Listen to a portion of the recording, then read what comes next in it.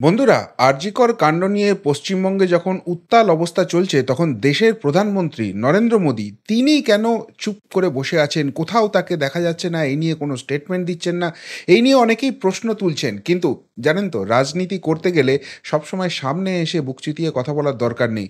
অন্তরালে থেকেও অনেক কিছু করা যায়, আর সেটাই বোধহয় করে দেখাচ্ছেন দেশের প্রধানমন্ত্রী নরেন্দ্র মোদী। চুপচাপ থেকে, অন্তরালে থেকে তিনি একটি নয় দুটি এমন বাণ হেনেছেন যে নবান্নে ছটফটানি শুরু হয়ে গেছে, ত্রাহি ত্রাহি রব উঠে গেছে। এবং সেই বাণের আঘাত অভিঘাত এতটাই বেশি যে আরজিকর কণ্ডের চাপ তো আছেই, কিন্তু তার পাশাপাশি সেই সেই যে চাপটা কেন্দ্র সরকারের তরফ থেকে আসছে, তার ফলে পর্দানসীন হয়ে গেছেন এই রাজ্যের বারফট্টাই করে বেড়ানো মুখ্যমন্ত্রী মমতা ব্যানার্জি। এর আগে দেখেছেন, জুতো সেলাই থেকে চণ্ডীপাঠ, সরকারের একটাই পোস্ট, বাকি সব ল্যাম্প পোস্ট, সব ব্যাপারে সামনে এসে ফটর ফটর তাকে করতে হতো। কিন্তু তিনি সেই যে ঘরে ঢুকে গেছেন, আর বেরোচ্ছেন না। নির্দেশিকা, ওই রাত্রির সাথী অ্যাপ না কী সব বলছেন, সেই সব প্রধানমন্ত্রীকে চিঠি এখন কে এসে সামনে গড়গড় করে পড়ছে? না, মুখ্যমন্ত্রীর উপদেষ্টা আলাপন বন্দ্যোপাধ্যায়। কেন মমতা বন্দ্যোপাধ্যায়, আপনি কোথায়?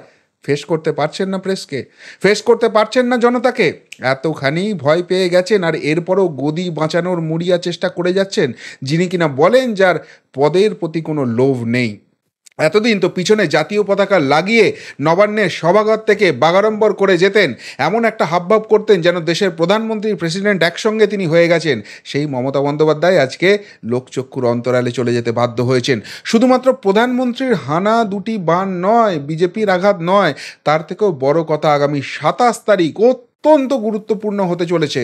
আপনারা জানেন, সেদিনকে কিন্তু পশ্চিমবঙ্গ ছাত্র সমাজ নামে একটি একটি অরাজনৈতিক মঞ্চ থেকে ডাক দেওয়া হয়েছে নবান্ন অভিযানে। যদি 26 তারিখের মধ্যে মুখ্যমন্ত্রী পদত্যাগ না করেন, 27 তারিখ দলে দলে মানুষ নবান্ন অভিমুখে হাঁটবেন, সেই অঙ্গীকার নিয়েছে। এবং হ্যাঁ, তাতে আমারও পূর্ণ সমর্থন আছে। তবে 27 তারিখ শুধু নবান্ন অভিযান নয়, একটি নয়, দুটি নয়, তিনটি বড় ইনসিডেন্ট হতে চলেছে। বড় সুনামির ঢেউ কিন্তু নবান্নের দিকে আছড়ে পড়তে চলেছে, এবং যার মধ্যে বাকি দুটি আসতে চলেছে সুপ্রিম কোর্ট থেকে। ফলে একটি দুটি নয়, পাঁচে পঞ্চ বান ধেয়ে আসছে নবান্নের দিকে। আর সেই আসন্ন অভিজ্ঞতাতে কার্যত দুমড়ে মুচড়ে কুঁকড়ে গেছে মমতা বন্দ্যোপাধ্যায়ের কনফিডেন্স। তিনি বুঝতে পেরেছেন নবান্নের গদি আর টিকিয়ে রাখতে পারবেন না, এবং যে অভিজ্ঞতা আসছে তাতে আরজিকর কাণ্ড ছেড়ে দিন, তার থেকে বহু গুণ সমুদ্রের ঢেউ এই নবান্নর আমলা মহলকে তছনছ করে দিতে পারে। কোন 5টি প্রসঙ্গের কথা বলছি অবশ্যই এক এক করে ব্যাখ্যা করব, শেষ অবধি দেখুন এই প্রতিবেদন। নমস্কার, প্রিয়বন্ধু মিডিয়ায় আপনাদের স্বাগত, এবং আপনারা দেখছেন প্রিয়বন্ধু বাংলা, সত্যের সন্ধানে সর্বদা আমি শুদ্ধশীল। বন্ধুরা, আরজিকর কাণ্ড নিয়ে তো যথেষ্ট বেকায়দায় রয়েছে, এবং সেইখান থেকে রাজ্য সরকার চাইছে মানুষের মুখ বন্ধ করতে। সেই জন্য হাওয়ায় একটা কোথাও গিয়ে খবর ছড়িয়ে দেওয়া হচ্ছে যে চুপ করে থাকো, আমরা লক্ষ্মীর ভাণ্ডারের টাকা বাড়িয়ে দিচ্ছি। যারা 1000 পেত তারা এবার থেকে 1500 পাবে, যারা 1200 পেত তারা 2000 পাবে। পুজোগুলোকে 85,000 টাকা করে অনুদান দেওয়া হয়েছে, বলা হয়েছে সামনে বছর 1,00,000 টাকা করে দেওয়া হবে। অর্থাৎ তোমাদেরকে আমরা দিচ্ছি, ভিক্ষা টিক্কা দিচ্ছি, ভাতা দিচ্ছি, মুখ বন্ধ করে থাকো, প্রতিবাদ প্রতিরোধ করো না, খেলা মেলা মৎসবে ভুলে থাকো। আর এইটার জন্য তো টাকা জোগাড় করতে হবে। ধার করতে করতে, দেনা করতে করতে পশ্চিমবঙ্গটাকে শেষ করে দিয়েছে মমতা প্রশাসন। আর ধার নেওয়ার জায়গা নেই। তার ফলে কি হচ্ছিল, বিভিন্ন অন্যান্য প্রকল্পের টাকা এইসব দান খয়রাতিতে খরচ করে সেখানে মানুষের মন ভোলানো হচ্ছিল। আর এবার আপনারা জানেন যে এই সব করতে গিয়ে 100 দিনের কাজের টাকা, আবাস যোজনার টাকা, এইগুলো কিন্তু বন্ধ হয়ে গেছে, যার ফলে তার ইম্প্যাক্ট কিন্তু তৃণমূলে পড়ছে, এবং রীতিমতো শোরগোল শুরু হয়ে গেছে। আর এবার অন্য একটি খাতের টাকাও কিন্তু বন্ধ হয়ে যেতে চলেছে। আপনাদের মাথায় থাকবে মিড ডে মিলের টাকা, সেটাও কিন্তু বন্ধ হওয়ার মুখে। আর এবার বিদ্যুতে অনুদান বন্ধ করে দিতে চলেছে নরেন্দ্র মোদী সরকার। এবার থেকে আর পশ্চিমবঙ্গ সরকার কোনো বিদ্যুতে অনুদান পাবে না। কি হবে এটাতে? আপনারা জানেন যে বিদ্যুৎ বন্টনের যে নেটওয়ার্ক, সেটাকে শক্তিশালী ও আধুনিকীকরণের জন্য একটা ফান্ড দেয় কেন্দ্র। এবার সেই ফান্ডটাই বন্ধ করে দিতে চলেছে কেন্দ্র। কেন বন্ধ করে দিতে চলেছে? তার কারণ হচ্ছে যে কেন্দ্র একটা নতুন প্রকল্প চালু করেছে। আপনারা জানেন যে গ্রিন এনার্জি, যেটা পৃথিবীর ভবিষ্যৎ বলা হচ্ছে, সেটার উপর কিন্তু নরেন্দ্র মোদী সরকার যথেষ্ট কনসেন্ট্রেট করছে। ফলে পিএম সূর্য ঘর বলে একটি প্রকল্প চালু করা হয়েছে। আর সেই প্রকল্পই পশ্চিমবঙ্গে চালাতে দিচ্ছে না মমতা ব্যানার্জি সরকার। ফলে সেই পিএম ঘর প্রকল্প কার্যকর না করলে কোনো রকম আর কোনো অর্থ দেবে না কেন্দ্র, একদম পরিষ্কার ভাষায় এটা জানিয়ে দেওয়া হয়েছে। এই জিনিসটা হলে কি হবে? এই জিনিসটা হলে যে এই সোলার এনার্জিকে, সূর্যের রশ্মিকে কাজে লাগিয়ে প্রত্যেক মানুষের ঘরে বিদ্যুৎটা তৈরি করে দেওয়া হবে। এখন সেই যে ইনফ্রাস্ট্রাকচারটা তৈরি করতে খরচ লাগে, এই খরচটা দিয়ে দেবে কেন্দ্র সরকার। ফলে এবার থেকে আপনার বাড়িতে যে টিউব জ্বলবে, যে পাখা ঘুরবে, তার জন্য যে বিদ্যুতের বিলটা মাসে মাসে দিতে হতো, সেই বিলটা আপনাকে দিতে হবে না। এবং আপনারা জানেন যে পশ্চিমবঙ্গে কিন্তু বিদ্যুতের বিল সবথেকে বেশি, এবং সেটা মমতা ব্যানার্জি সরকার লোটে বলে বিরোধীরা অভিযোগ করে। সেই জায়গায় যদি মানুষের বিদ্যুৎ বিল ফ্রি হয়ে যায়, মানুষ অর্থনৈতিকভাবে কতখানি স্বাবলম্বী হয়ে যাবে সেইটা একবার ভেবে দেখুন। আর সেইটার পরিকল্পনা করেছিল কেন্দ্র সরকার, সেইটা আটকে দিতে চাইছে মমতা ব্যানার্জি সরকার, এমন অভিযোগ উঠছে। আর তাই এবার বিদ্যুতে অনুদানটা বন্ধ করে দিতে চলেছে। এবার একটা প্রশ্ন খুব স্বাভাবিকভাবে উঠছে যে এবারে তো বিজেপি সরকার 272 আসন পায়নি, লোকসভায় তাদের একটা চাপ ছিল, এবং এই জায়গায় রাজ্যসভাতেও নাকি তারা পিছিয়ে পড়ছে। তো এতখানি শক্তি কি করে পাচ্ছে? এই টালমাটাল পরিস্থিতিতে অনেকেই বলছিল এই লোকসভার রাজ্যসভার অঙ্কে নরেন্দ্র মোদী নিজের সরকারকে বাঁচাতে নাকি চুপ করে থাকছে। তাহলে এই মমতা সরকারকে তারা তো এই কঠিন সময়ে অর্থনৈতিক সাহায্য করবে, সেখানে নতুন করে একটা অনুদান কেন বন্ধ করে দিতে চাইছে? আর এখানেই আসছে দ্বিতীয় ধাক্কাটার কথা, সেটা হচ্ছে রাজ্যসভার অঙ্ক। যে রাজ্যসভার অঙ্ক নিয়ে এতদিন গুলিয়ে দেওয়ার চেষ্টা করা হচ্ছিল এখানকার অনুপ্রাণিত চটিচাটা মিডিয়া দিয়ে, যে রাজ্যসভায় নাকি এনডিএ পিছিয়ে পড়েছে। আর সেই জন্য মমতা বন্দ্যোপাধ্যায়ের দল তৃণমূল কংগ্রেসের উপর অত্যন্ত ডিপেন্ডেন্ট। তাদের হাতে 29 জন লোকসভায় এমপি রয়েছে, 13 জন রাজ্যসভায় এমপি রয়েছে, বিভিন্ন বিল পাশ করাতে তাদের নাকি সাহায্য লাগবে। কিন্তু যেটা খবর সেটা মারাত্মক। সেটা হচ্ছে রাজ্যসভার যে সাংসদ, সেখানে যে খালি আসনগুলো ছিল, সেই আসনগুলোতে এবার কিন্তু নতুন করে সাংসদ নির্বাচিত হতে চলেছে। ফলে 100-র নিচে কমে গেছে এনডিএ বলে যে চিৎকার চেঁচামেচি হচ্ছিল, সেই এনডিএর শক্তি রাজ্যসভায় পৌঁছে যাবে 125-এ। 245 আসনের রাজ্যসভা, যেখানে যে কোনো বিল পাশ করাতে 123 জনের সমর্থন লাগে, 125-এ পৌঁছে যাবে এনডিএ। কি করে পৌঁছে যাচ্ছে? কেননা এখনই যা শক্তি রয়েছে তার সঙ্গে 12 জন সাংসদ গোটা রাজ্য থেকে, গোটা ভারতবর্ষ থেকে রাজ্যসভায় এবার নির্বাচিত হয়ে আসছেন, যার মধ্যে একটি মাত্র আসন পাবে ইন্ডিজোট। ওই তেলেঙ্গানায় যে আসনটি বিআরএসের যে নেতা ছিল তাকে সরিয়ে দিয়ে, তাকে মন্ত্রিসভা সমতুল্য একটা পদ দিয়ে অভিষেক মনু সিংভিকে ইন্ডিজোট জিতিয়ে আনছে, কংগ্রেস জিতিয়ে আনছে। কিন্তু বাকি 11টি আসনের 11টিই যাচ্ছে এনডিএর পক্ষে, যার মধ্যে 9টি সরাসরি বিজেপির পক্ষে যাচ্ছে, এবং 2টো যাচ্ছে, একটা হচ্ছে ওই অজিত পাওয়ারের এনসিপি, মানে যারা এনডিএ গোষ্ঠীতে রয়েছে, এবং আরেকটা বোধহয় ওই রাষ্ট্রীয় লোকমঞ্চ এরকম কিছু একটা দল আছে, তাদের পক্ষে যাচ্ছে, যারাও এনডিএ শরিক। সুতরাং 11টিই যাচ্ছে বিজেপির পক্ষে, 125টা আসন তাদের পৌঁছে যাচ্ছে। শুধুমাত্র তাই নয়, 12 জন যে নমিনেটেড এমপি আছেন রাজ্যসভায়, যেটা রাষ্ট্রপতি মনোনয়ন করেন, সেই 12 জন এমপির ভোটও বিজেপি পাবে, প্লাস 2 জন নির্দল, সেই নির্দল সাংসদও বিজেপিকে সমর্থন করবে বলে জানিয়েছে। ফলে সব মিলিয়ে কিন্তু 139 জন সাংসদের সমর্থন তারা পেতে চলেছে। অন্যদিকে বিরোধী বা ইন্ডি জোট সব মিলিয়ে যদি দেখা হয়, মাত্র 88 জনের জন্য তাদের সমর্থন থাকছে, রাজ্যসভায় সেই জায়গায় রয়েছে। সুতরাং এবার আর লোকসভা রাজ্যসভা নিয়ে মোদী সরকারের বিল পাস করানোর কোনো টেনশন রইল না। কিন্তু এটা মমতা বন্দ্যোপাধ্যায়ের জন্য ধাক্কা কেন হতে চলেছে? ধাক্কা হতে চলেছে দুদিক থেকে।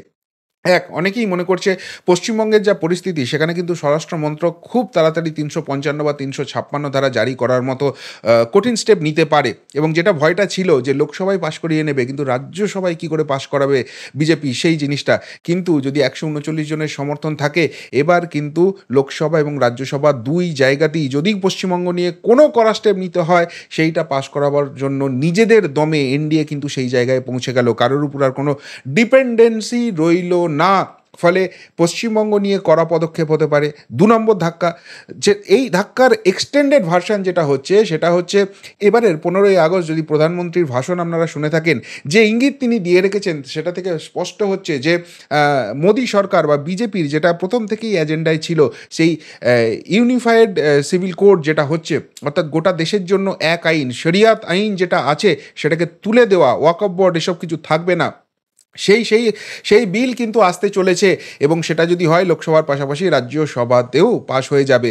এখন পশ্চিমবঙ্গ থেকে তৃণমূল কংগ্রেসকে দুহাত ভরে সংখ্যালঘুরা জিতিয়েছেন, কিন্তু তারপরেও যদি ইউজিসি চলে আসে এবং সেই জায়গা থেকে যদি শরিয়াত আইন উঠে যায়, তাহলে তাহলে তৃণমূলকে ভোট দিয়ে কাঁচকলা হচ্ছে এটা সংখ্যালঘু সমাজ বুঝে যাবে। যে ভোটটাতে ভর করে এত কিছু দুর্নীতি, এত কিছু গণ্ডগোলের পরেও তৃণমূল ভোটের পর ভোট জেতে বলে অভিযোগ ওঠে, সেই সংখ্যালঘু ভোট কি আর মমতা ব্যানার্জিকে সমর্থন করবে? কেননা মমতা ব্যানার্জি জাতীয় রাজনীতিতে তখন অপাংতেয় হয়ে যাবেন এবং এই জায়গাটাই কিন্তু মাস্টার স্ট্রোক হতে চলেছে। ফলে সংখ্যালঘু ভোট তৃণমূলের টলে যাওয়ার সম্ভাবনা ক্রমশ বৃদ্ধি হচ্ছে রাজ্যসভার এই অঙ্কে। এবার আসি ৩ নম্বর যে জায়গাটা, সেটাও কিন্তু ২৭ তারিখ এবং বড় বিড়ম্বনা হতে চলেছে।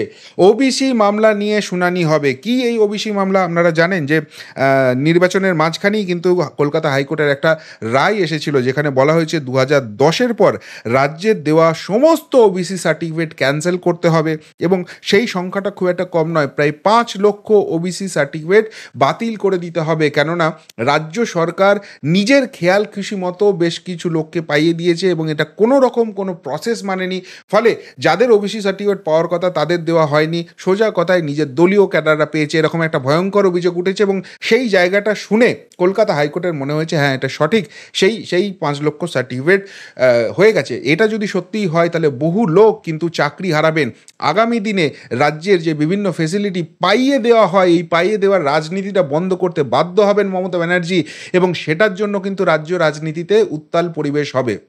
কিন্তু এইটা নিয়ে স্টে অর্ডার পাওয়ার জন্য সুপ্রিম কোর্টে চলে গেছে রাজ্য সরকার, যথারীতি সব জায়গায় যায় এবং ৫ তারিখ গত ৫ই আগস্ট এই মামলাটা উঠেছিল। আজকেও এই মামলাটার একটা ছোট্ট করে হিয়ারিং হয়েছে এবং সেখানে রাজ্যের আইনজীবী ছিলেন যথারীতি কপিল সিব্বল এবং সেই কপিল সিব্বলকে ডিওয়াই চন্দ্রচূড় প্রধান বিচারপতি জানিয়ে দিয়েছেন যে আগামী ২৭ অগস্ট এই মামলার শুনানি হবে। এবং সবথেকে গুরুত্বপূর্ণ বিষয়, এই ওবিসি সার্টিফিকেটে যে স্টে অর্ডার দেওয়া হয়েছে, সাধারণত এই ধরনের মামলা যদি করা হয় তখন কি হয়, একটা ইন্টারিম রায় দিয়ে দেওয়া হয় যে যতদিন পর্যন্ত আমরা এটার কোনো ফাইনাল ভার্ডিক্ট না দিচ্ছি, যে রায়টা হাইকোর্টে আছে তার উপর আমরা স্টে দিলাম, এটা এফেক্টিভ নয় এবং তারপর শুনানির পর আমরা এটাকে ঠিক করব যে এই রায়টা থাকবে কি থাকবে না।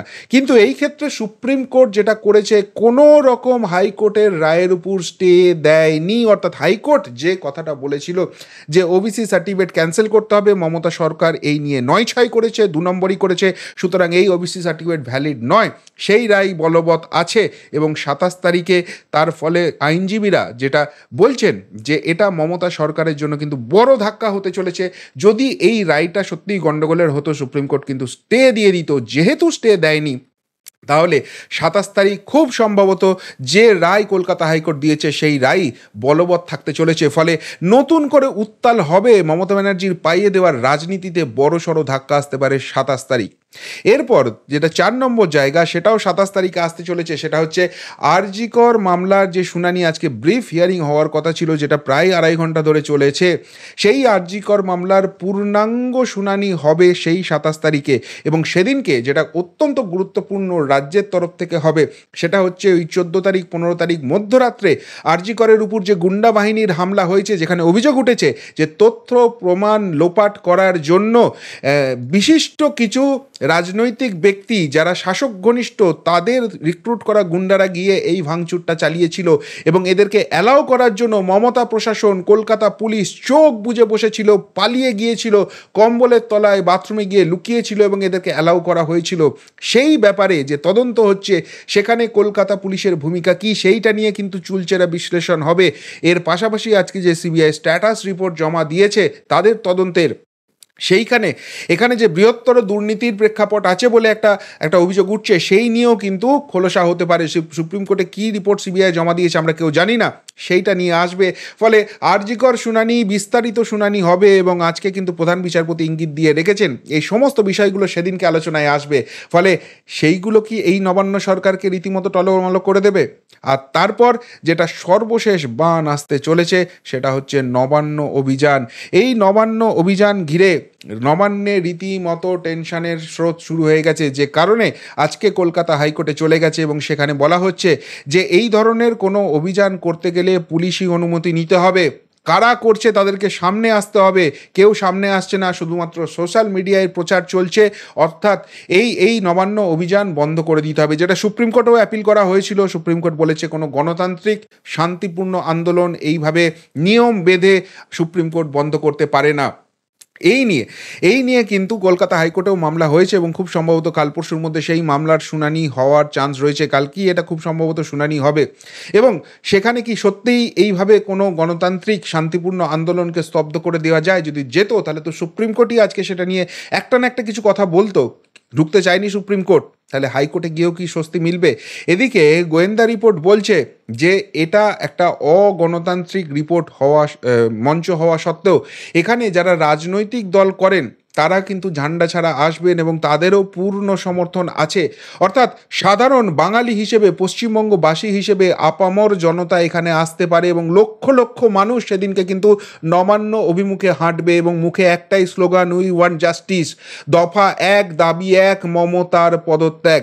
তার আগে যদি ওবিসি শুনানি বা আরজিকর শুনানিতে এই সরকারের এগেনস্টে সব কিছু যায়, যেটা এখনও অবধি যাচ্ছে, সেই জিনিস যদি বলবৎ থাকে, তারপর ওই লক্ষ লক্ষ মানুষ হাঁটবে। এবং আজকে সুপ্রিম কোর্ট জানিয়ে দিয়েছে কিন্তু কোনো শান্তিপূর্ণ মিছিল আন্দোলনকে দমন পীড়নের মাধ্যমে রাজ্য স্টপ করাতে পারে না। ছাত্রদের সেই আন্দোলন, ছাত্রদের সেই হাঁটা, যেখানে আমরাও সমর্থন জানাচ্ছি, আমরাও থাকব, সেখানে যদি উৎপীড়নের মাধ্যমে গায়ের জোর সেখানে করে, তারপরে কি সরকারটা আর নবান্নে টিকে থাকবে? তারপর তো এই ছাত্র সমাজ চলে যাবে হাইকোর্টের কাছে, সুপ্রিম কোর্টের কাছে, এবং বলবে যে সুপ্রিম কোর্ট হাইকোর্টকে অবমাননা করে কিভাবে গায়ের জোরে এরা টিকে থাকার চেষ্টা করছে। ফলে 27 তারিখ 5-এ পঞ্চবান এবং 4 দিক থেকে 5 দিক থেকে কিন্তু এই সরকার ঘিরছে। আর তার ফলে মমতা বন্দ্যোপাধ্যায় কি বুঝতে পারছেন নবান্নের দিন তার জন্য শেষ, তাকে নবান্ন ছেড়ে চলে যেতেই হবে। আর সেই জন্য এখন তিনি অন্তরালে চলে গেছেন, পর্দানসীন হয়ে গেছেন, আর সেই জন্য নিজে আর সামনে আসার সাহস করছেন না। পিছনে জাতীয় পতাকা নিয়ে সব বিষয়ে বড় বড় কথা, সেইগুলো সব বন্ধ হয়ে গেছে। তাই ঢাল হিসেবে আজকে আলাপন বন্দ্যোপাধ্যায়কে গিয়ে দিতে হচ্ছে, সামনে আসার আর সাহস করতে পারছেন না। ফলে যারা ভাবছিলেন যে ব্যাপারটা অতটাও কিছু জমবে না, এই সরকার কোনো চাপে নেই, সরকার যে তীব্র চাপে আছে, একটার পর একটা ঘটনা সামনে আসছে এবং 26 তারিখের মধ্যে যদি মমতা বন্দ্যোপাধ্যায় পদত্যাগ না করেন, 27 তারিখ তার সরকার, তার স্বাদের নবান্ন উথাল পাথাল হতে পারে রাজনৈতিক চাপে। সাধারণ মানুষের গণতান্ত্রিক আন্দোলনের মাধ্যমে সুপ্রিম কোর্টের রায়ের ফলে সব মিলিয়ে কিন্তু চারিদিক থেকে ঘিরছেন মমতা বন্দ্যোপাধ্যায়। কি বলবেন বন্ধুরা এই পঞ্চবান নিয়ে? যদি কিছু বলার থাকে অবশ্যই কমেন্ট বক্সে কমেন্ট করে জানাবেন। এখনকার মতো এখানেই শেষ করলাম, ফেরত আসছি নতুন প্রতিবেদন নিয়ে খুব তাড়াতাড়ি। ভালো থাকবেন, সাথে থাকবেন, পাশে থাকবেন। নমস্কার।